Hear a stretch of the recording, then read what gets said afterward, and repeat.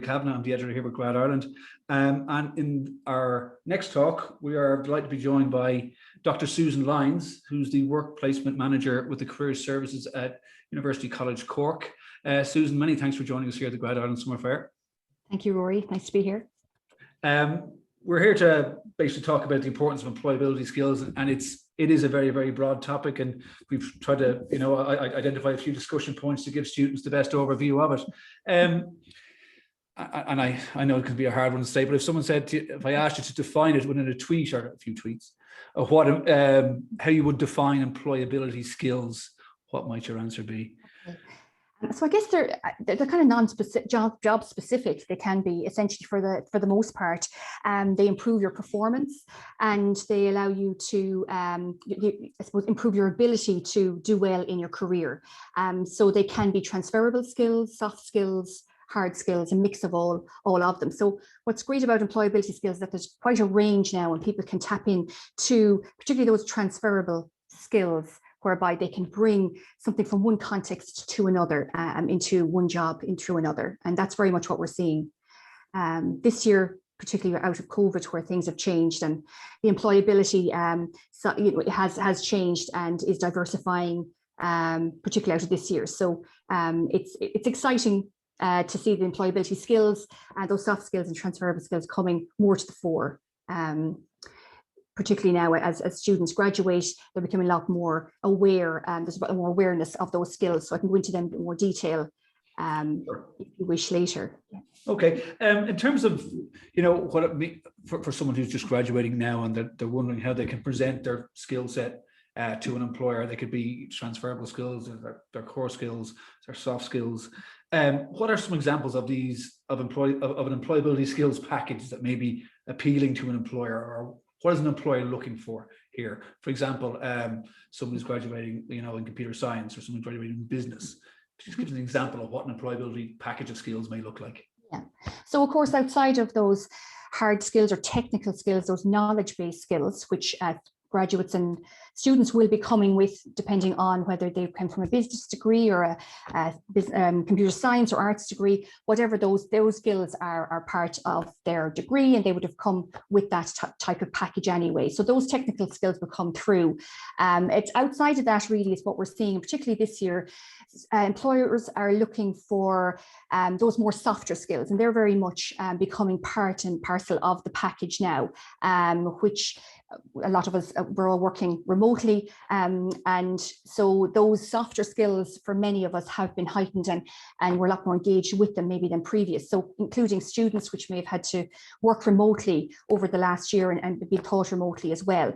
So you have those technical package, but also underpinning all that would be those soft and transferable skills. So looking at ways that you can bring different areas of your professional or personal life through into a type of a role. For example, how are you in a team? How do you communicate? How do you organize your day? Managing your time? All these are becoming very important for employers, particularly in a post-COVID working world where we're seeing perhaps a hybrid of the type of working experiences that graduates and students will be now faced with. Okay, and as you said there, very much living in a hybrid world, or even a totally virtual world when it comes to work for a lot of people. And students may be wondering, well, I don't know how to demonstrate what I've gone through the last year as I prepare to graduate, which is a remarkable achievement considering they're doing it virtually. What are some of the ways that they can either develop skills that may be desirable to employers, or else showcase what they've learned, because it's been an incredible journey for them having to finish their third level education in a virtual setting.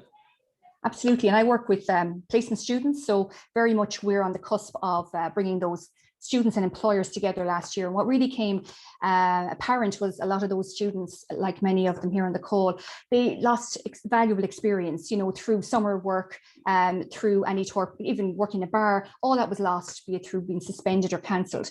So to compensate for that, what we found was a lot of students, certainly the ones I would have worked with, they invested in maybe bite-sized pieces of learning, pieces of training by going online, looking at maybe digital badges, through maybe Google and LinkedIn, which you'll find a lot of those being posted on. So it was about this upskilling, looking at new ways to, I suppose, add value to their CV and to their current experience. And a lot of students really garnered a lot of skills by doing that. So a lot of those skills would have included, for example, marketing students might have done these small marketing types of digital badges through Facebook, say, or Google, or any of the platforms, and they would have increased their knowledge base and maybe some of their technical base as well, maybe if they did maybe an advanced course in Excel. So there are different ways and mediums out there that doesn't have to be this full-blown course or this huge module that they have to do. So in turn, by working with employers, engaging with them, they really did see that through the CVs from the employers we saw through the placement program. They saw that students invested in trying to upskill that way because there was nothing else there. There was no other alternative, essentially. So that really did come across as being hugely important, and more important, to emphasize that didn't go unnoticed by employers, which was great. Yeah, it is, and it's very reassuring for students to know that, you know, the things that they've learned, the things they've done, but they, you know, courses or, you know, digital badges, or maybe some volunteering they've done. It could be some copywriting for a not-profit. It could be anything like that. That it doesn't go unnoticed, and it all adds to the employability, the magic employability mix that, you know, that you guys as career services professionals are looking to develop students into. Absolutely, yeah. And what was great as well is that it gathered momentum. So students could recognize they did it just to maybe, you know, because it's something to do, but you know, talking to those students a few months on now, they've recognized the value of what they've done, and they've actually gone on to do and invest in other ways to improve their skill set as well, by, like I said, going into other ways through volunteering, or through maybe small unpaid internships if they're interested in a certain area, contacting employers to see if there's anything that they can do, maybe shadowing somebody. So all of those things, they do make an impact on your CV, and which will eventually make an impact then on your employability skills and your chances of getting employed into graduation. Okay. And, you know, when it comes to demonstrating the skills to employers, you know, the work that the student needs to do, I mean, it's not just skills based, it's also, I mean, all the information is there when it comes. It's basically about research. Research plays such a fundamental part in preparing your skills package for the application and that you're putting together. So, you know, how important is it to plan and research the area that you're going to work in, and not just zombie-like fire out CV after CV after CV to multiple agencies in multiple different sectors? Yeah.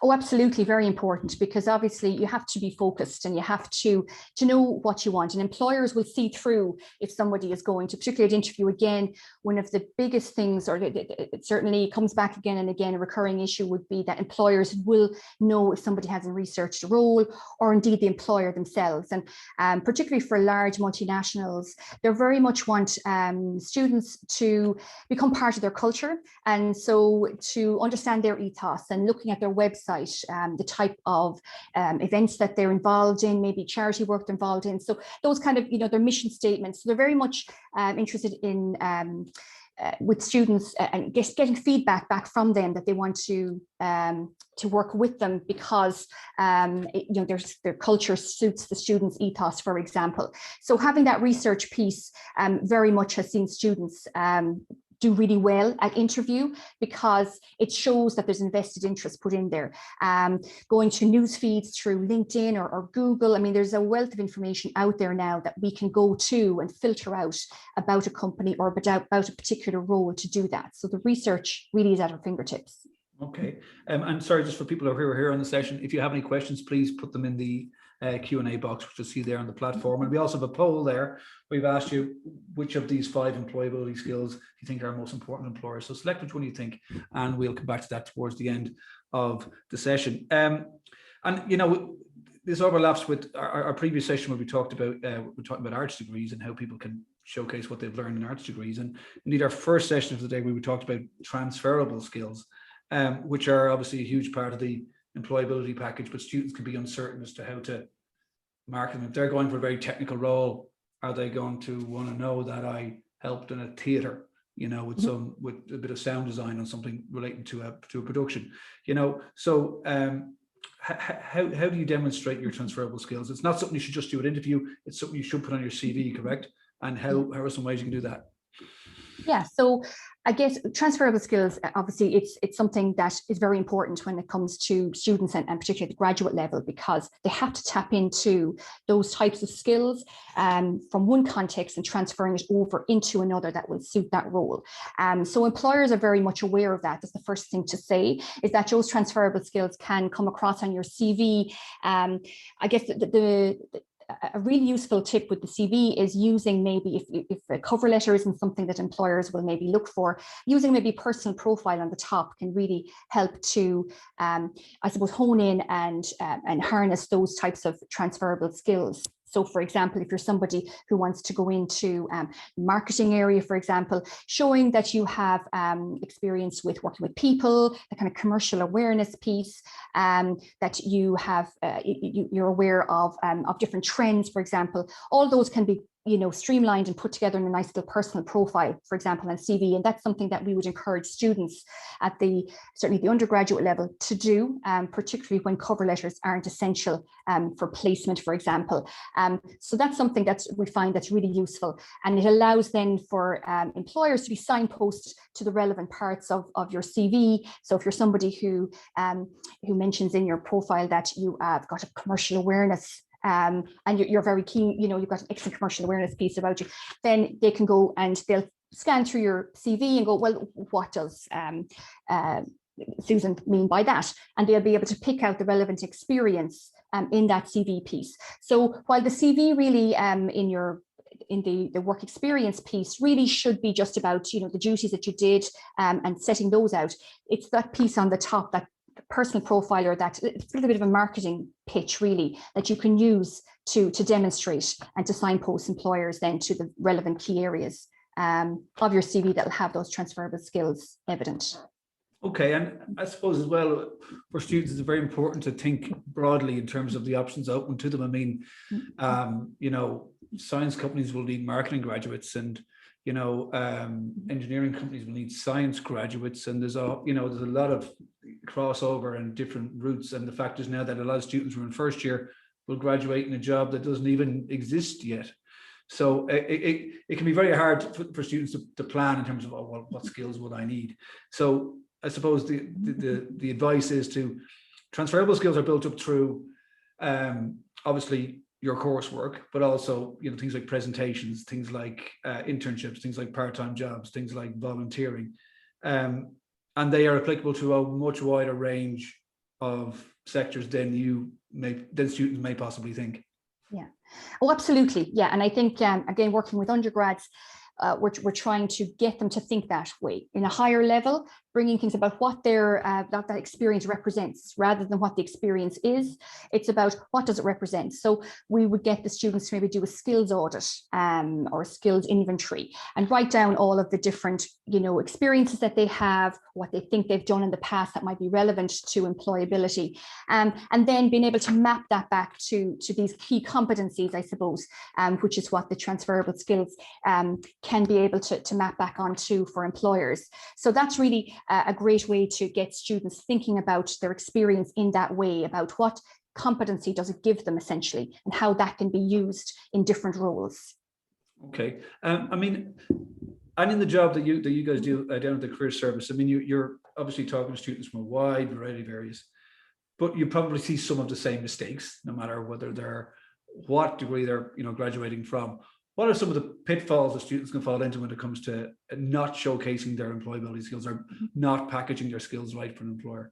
Mm-hmm. I guess the biggest thing really, comes around annually, and it's just purely because I guess until they're actually in the zone of meeting employers and they're going to interviews and they're getting knocked back, the CV is a big thing.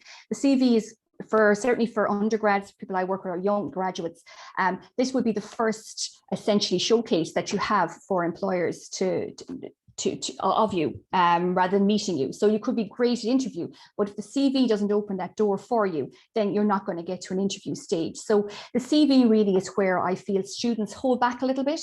They don't, a lot of students don't really recognize, I suppose, really the value that it holds, that it's this, 2-page document. You've got to get a lot in there. So it's really about being strategic about what you want to showcase in there. Like I said before, signposting employers with using, key but strategic terms, competencies, and that you can that can be threaded through the rest of the document. So the CV is certainly something I would recommend that students invest in, because that will open the door. And then once that happens, then you can start to get ready and to prepare for the interview stage. But if the CV isn't on point, that would be the one major thing I think that would disillusion some students, I think, as well, because what we're seeing is there's a lot of competition now out there between students.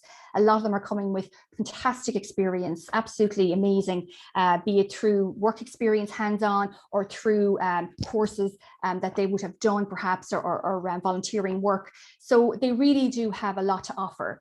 But it's getting that on paper, but in the right way, so that it is enough is said, so that employers, that you'll be able to stand out again amongst the crowd as well. So employers want to, again, going back to that nice profile piece, employers really do engage with that few lines, and that could be really something that students could work on and invest in to be able to get employers engaged from the get-go and being able the chance to get that interview. Yeah, you mentioned one phrase there that is something I'm kind of curious about myself, even, is just terms in relation to a particular job, incorporating terms into a CV.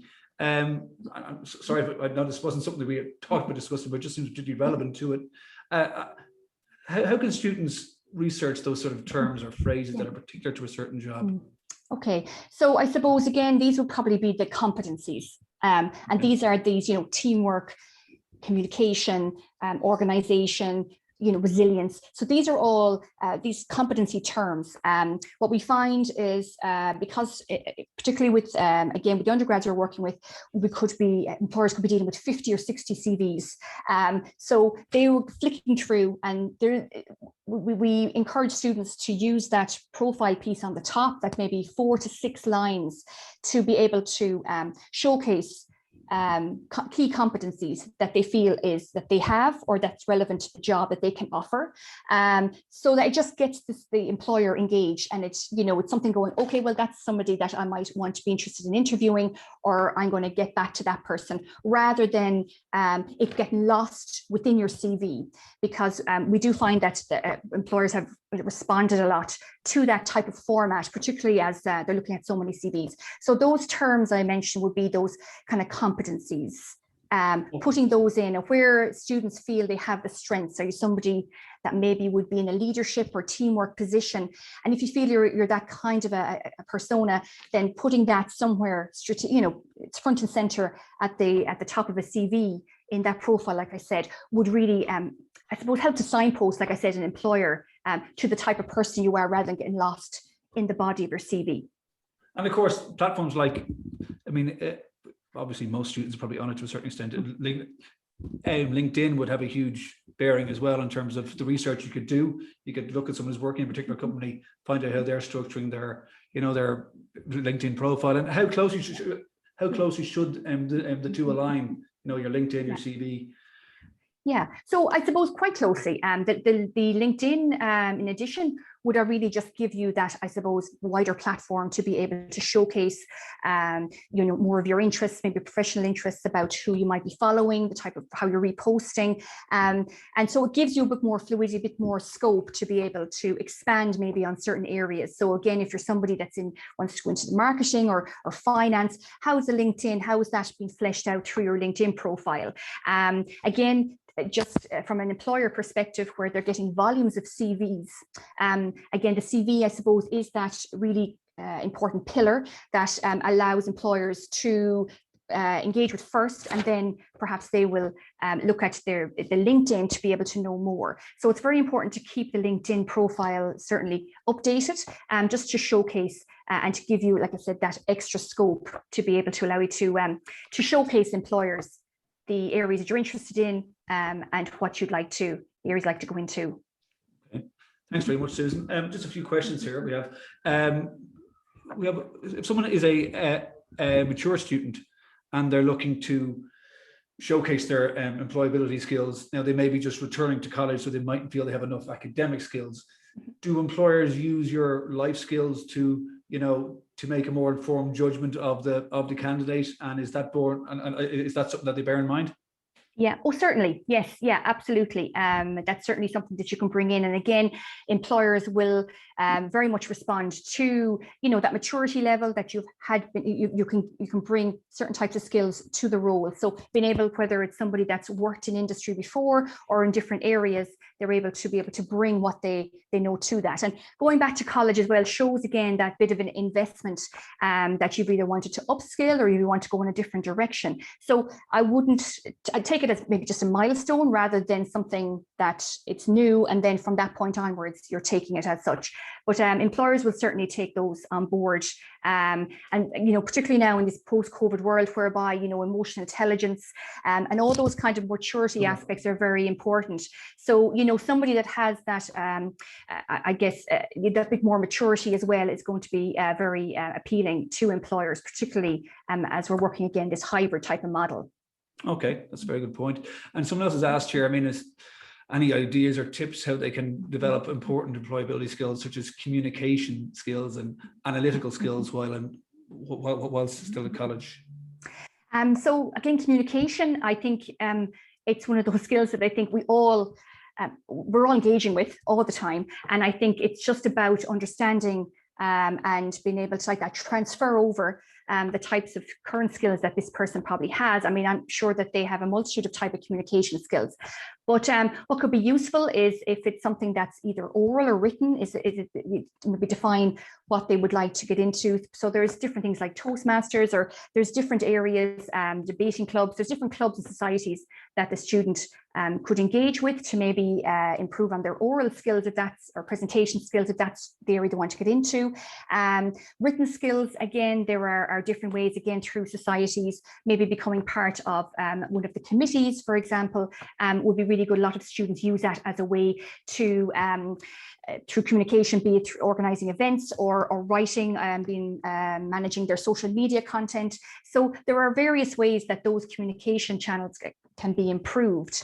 And really it's just about, I guess, particularly in this particular world, what we find from students, and communication, if I may say, is actually a big one that came across in a survey that we did for a lot of placement students. In this kind of one-dimensional type of world we're in, communication was hugely ranked highly about on why they felt it was hugely important. It's very easy to get lost in this type of world if somebody isn't used to talking, or maybe might be an introverted type of person. One of the things that came out of our survey was that students very much said, ask questions, engage with your team, put yourself out there. So it might be a little bit daunting or uncomfortable for some people to do that, but the communication is key, particularly for working in this way. But there are different ways that you can improve, like I said earlier, on those communication methods. Like I said, it all depends on what areas you want to improve upon. Okay, and someone's come up with a very good question there, and I like it because it's so clear. It says emotional intelligence is a new one to me. And what do you mean by this? So how would you crystallize emotional intelligence? Yeah, so I suppose it's just about having a bit of empathy. It's about understanding that, like particularly this virtual world that we're all in, that we don't really know what people are going through. So it's about looking after yourself, but it's also being mindful about how others are on a call, for example. So it sounds a bit fluffy, right? But it is something that we're losing out on, that energy we get from people, and we're losing out from meeting with people. So that innate, one-to-one contact that makes us tick, I suppose. Exactly. Yeah, we're losing out. We've lost that connection a little bit. So the emotional intelligence piece is just about taking time for yourself and knowing that how you plan your day, how you're able to plan your time, and it's just about being mature. There's a maturity element, I guess. And being a pleasant person to work with, I suppose, as well. That's what it boils down to. Yeah, exactly. Yeah, and like I said, it's a more mindful approach, but it's definitely something on the increase. Yeah. Yeah, and I suppose it's particularly important when it comes to things like a cultural fit, which is so important to many organizations. Emotional intelligence would play a large part in that decision. Yeah, absolutely. Yeah. We're very much seeing that their culture, their ethos, and how they work and what they represent is very important to them. So, and it is something that we'll probably see becoming more into the language, I guess, into the conversation and the narrative of how employers approach interviews and their recruitment going forward. And we have some more questions coming through here.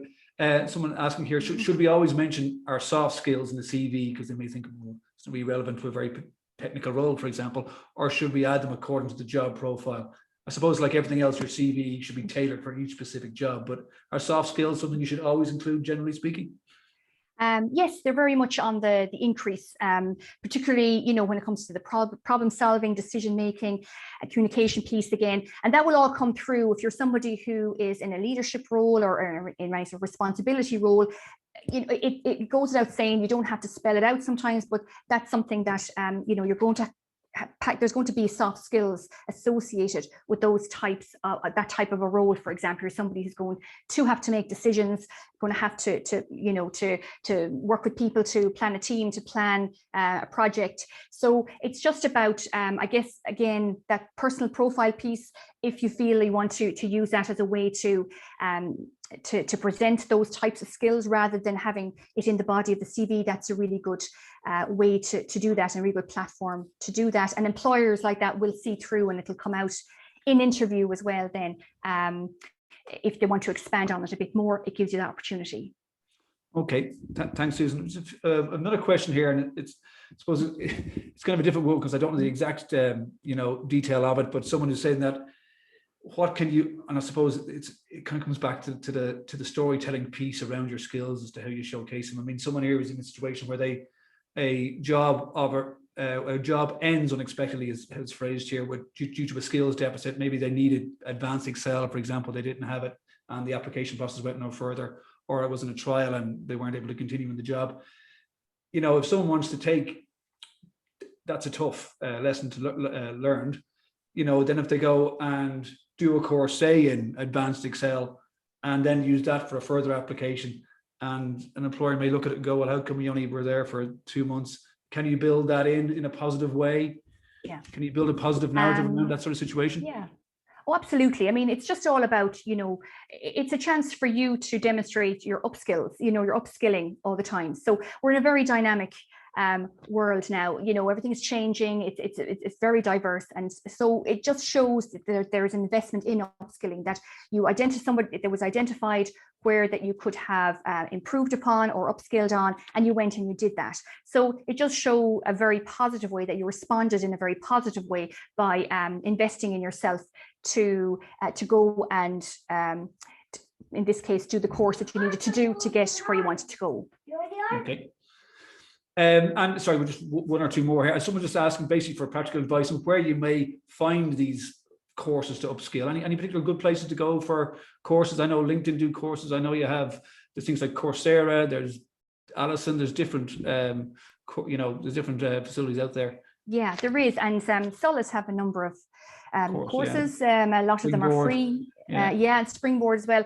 A lot of them are free online. UCC have a number of Springboard courses as well that students could go to. So what's great is that there's a lot more bite size out there than there was previously. You don't have to invest these huge amounts of months or a year anymore to and it's expensive as well, these accreditation courses. So a lot of accreditation now would be these bite-sized piece of information. If you want to go further, then you can pay to do so. So like I said, the Solus, I can certainly send you on a few of the links that we would use if you wanted to share with your with the group. That would be great, because it depends on the areas that they want to get into. Some of them more technical than others, but there's like I said, LinkedIn as well would post a lot of say digital badges and that as well, that students can go and look for, and then they maybe take a few hours or a day to do as well. So I can certainly send on a list. That would be great. Many thanks. That's great. And just we did. I just want to go back to my poll here. We did a poll at the start just to ask about which of the following employability skills you think is most important for employers. We asked about problem solving, teamwork, initiative, and communication. And just like in our session this morning on transferable skills, communication comes out by far on top at 58%. initiative 19%, teamwork 15%, problem solving 8%. But for you, communication is obviously their findings that you would echo. Communication is key, no matter what job you're applying for. It is, yeah. And, whether you're remote, hybrid, or fully back on site, communication is always the most important. Sorry. Okay. There's a man coming in the door. It's hybrid working at its finest. It's hybrid working. So, yeah, definitely, it's coming across really, really important. And like I said, echoing what I said earlier on about the student survey piece, we would have said it all through the year, to the communication would have been huge. What they're seeing it now for themselves firsthand, and asking questions. I mean, no question is ever going to be irrelevant or stupid or whatever. Somebody's always going to have that probably question in the bag. So always ask questions, particularly if it's remote like this. If you are going to be working remotely, maybe have a diary, writing down and communicating that way, and touching base with your line manager or somebody, a team buddy or something like that, maybe weekly. That's what we have the students doing, and they found that really, really important as well, because they have the formal setting of their manager, they have the informal of their buddy system. So if you are going to be working remotely or a hybrid, having a bit of a buddy system there and using them as a way to lay off, to release any sort of unknowns that you might have, or anything that you want to ask them. So communication is definitely key. It's something, again, teamwork is very important for employers. Teamwork, communication. Now, resilience and motivation are coming through quite strongly as well from employers that we found this year also. So that's something to bear in mind for your listeners there as well. And this is really, again, coming out of this kind of a hybrid or remote type of world, whereby students or young graduates, they have to manage their own time, they have to manage their own space. So that resilience piece is very important. The motivation to be able to get up and sit down all day in front of a screen and not be able to go out and meet people. So there too to bear in mind as well, as we move through into this kind of post-COVID working world. Thanks very much, Susan. Thank you so much for joining us here today on the Grad Ireland Summer Fair.